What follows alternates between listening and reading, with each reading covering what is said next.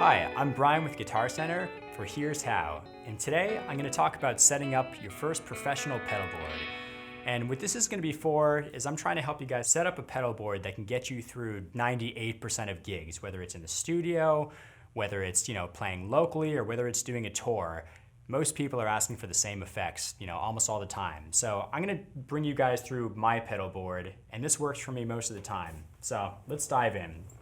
First thing I have is going to be my gain stages. So this is separated into two things. I have a crunchy sound, and then I have a more lead sound that's going to have more sustain on it and be a little bit more of an aggressive type of a thing. So let me show you what those sound like. Here's my clean. And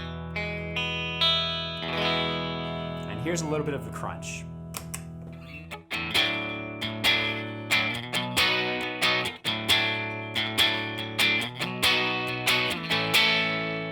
So you see, you can still hear the articulation of the notes. Everything has a lot of clarity still, but it adds a little bit of that edge to it.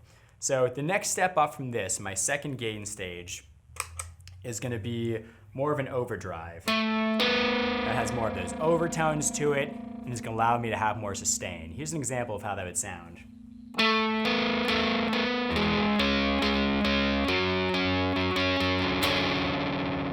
You see, a lot more nasty and aggressive sounding. And that's all you need for your overdrives. Some people like having a fuzz that's more of a Jimi Hendrix type of a thing, which I love too, but I don't get asked to use it that often, so I really think you can get away with just having the crunch and the overdrive, at least for a simple board. So after we do that, our next step is going to be our modulations.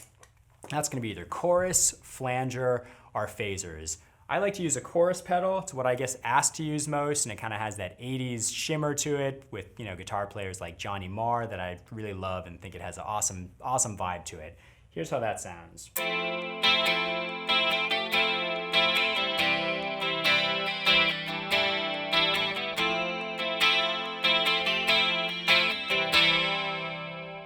And that's our chorus. So after our choruses, we move on to delays. So you can get away with having one good delay on a board. One thing that I'd recommend if you're gonna have one is something that allows you to set a particular tempo. A lot of songs and artists that I play with these days are using, especially for live, they're using click tracks, and you have this particular tempo that they want you to be able to match up to if you're doing some kind of a dotted eighth note delay or something like that. So a good way to do this is having a digital delay that allows you to set the actual tempo of the song. So something to keep in mind if you're picking one delay for a pedal board. I have an analog delay on mine, and here's an example of kind of just a mid-long delay.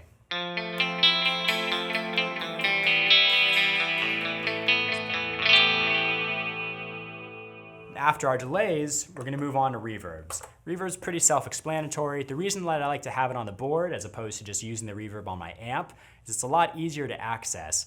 Instead of having to turn around, make adjustments, sometimes in gigs your amp ends up being far away from you, and it's just not that easy to actually be able to get over to it during a performance. So I like having a reverb.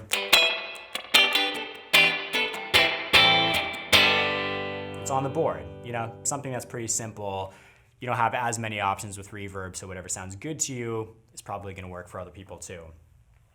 So in terms of effects, that pretty much covers what we're going to use. The other things that I like to have on the board though are a volume pedal. The reason for this being, in a lot of situations, if you're not in a professional recording environment, people might not know your set that well. So if you have one part of the set where you're supposed to be a little bit quieter, it's good for you to have personal control over your volume. So that ends up being something I use quite a bit.